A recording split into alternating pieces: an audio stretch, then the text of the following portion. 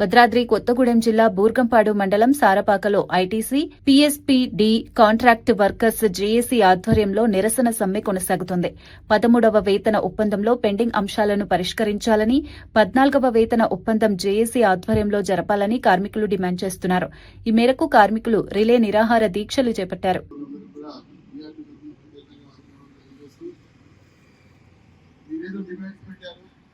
అవన్నీ కూడా సహజమైనవే, మనం కావాల్సిందే, సాధించుకోవాల్సిందే. ముఖ్యంగా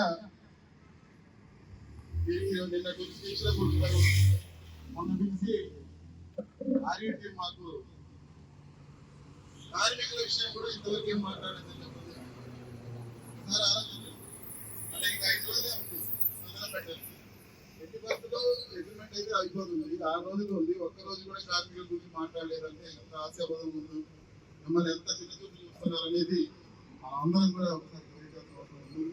మేము అడిగాం 12 నేను ఉన్నాను ఉపాధ్యక్షుడిగా. 15 నుంచి 25 రోజులు మీ గురించి చర్చలు జరిగింటారు. 15 రోజులు, దాదాపు 15 రోజులు అచ్చగా క్యాజువల్ కార్మికుల గురించి మాట్లాడడం జరిగింది.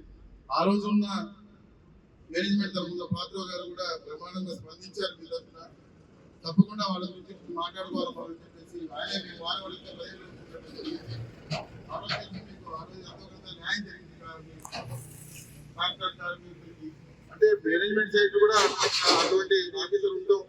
మేము కూడా మీ గురించి ఎంతో కొంత కృషి చేయడం అనే విధంగా ఆ రోజు పెట్టినాం. తర్వాత 13 ఎన్టీఏలు ఏమైందో తెలుసు.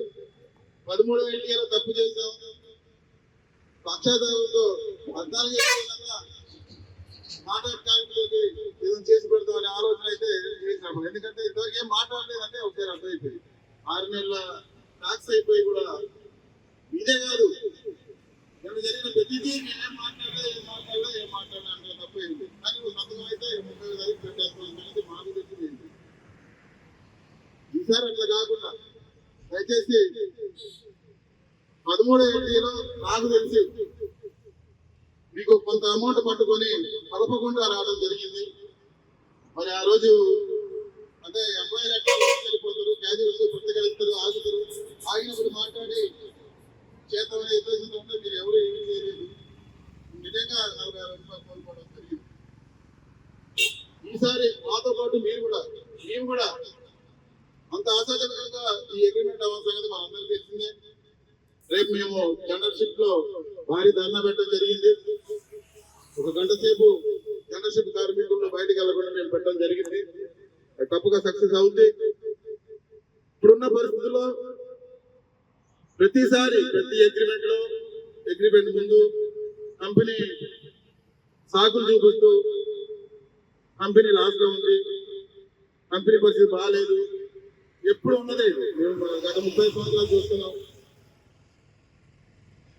ఒకవేళ కంపెనీకి 1000 కోట్ల లాభాలు వచ్చినప్పుడు మనకేం ఇవ్వలేదు. ఇవాళ లాస్ వచ్చిందంటే ఉండొచ్చు. డిసెంబర్లో 18 కోట్లు, ఫిబ్రవరిలో 18